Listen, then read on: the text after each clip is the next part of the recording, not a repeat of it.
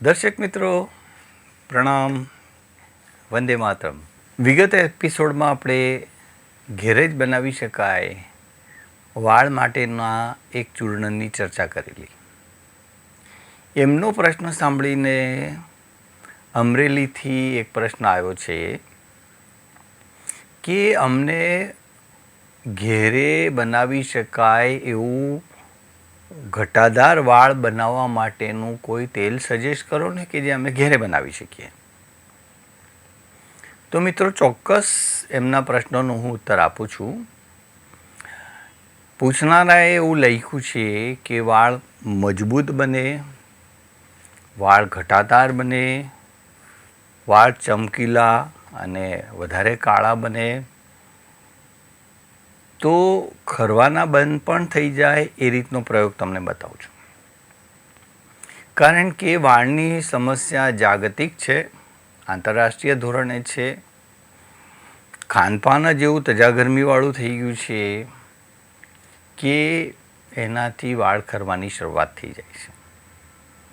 શરીરમાં iron level ઘટે તો પણ વાળ ખરે છે, કેલ્શિયમનું લેવલ ઘટે તો પણ વાળ ખરે છે, પોષક તત્વો જરૂરી વાળ માટેના જે છે, મિનરલ્સ જે છે એ ઘટે તો પણ વાળ ખરે છે.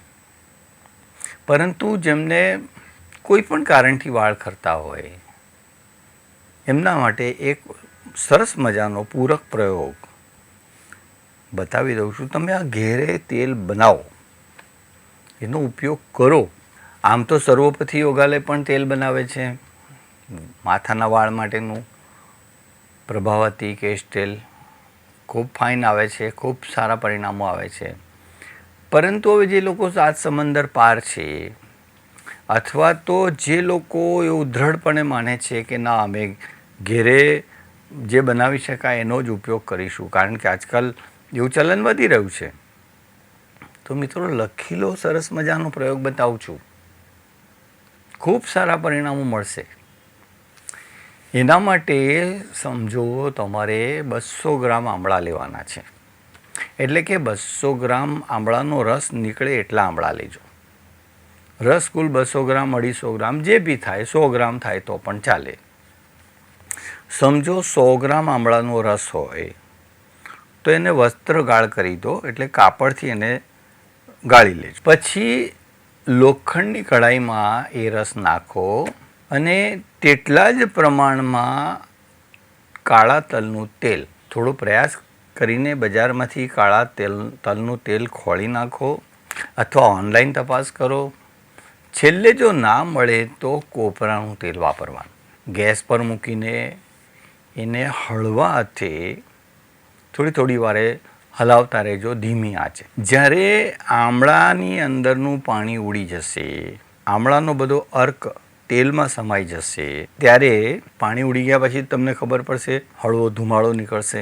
નીચે ઉતારો એને, ઠંડુ થયા પછી એને એક બોટલમાં ભરો અને હળવા હાથે માથે રોજ કમસે કમ અઠવાડિયામાં 3 વાર માલિશ કરો.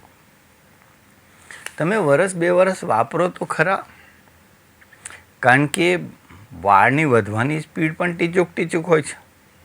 સવારે દાઢી કર્યા પછી બીજા દિવસે બહુ નહિવત વાળ આવે છે, બહાર દેખાય છે. તો એટલા માટે વાળના પરિણામો માટે એક તો અંદર પોષણ જાય, અંદર આયર્નનું અવચૂષણ થાય, એના માટે થોડો સમય આપો. શરીરને આત્મસાત થવા દો એ તેલ સાથે.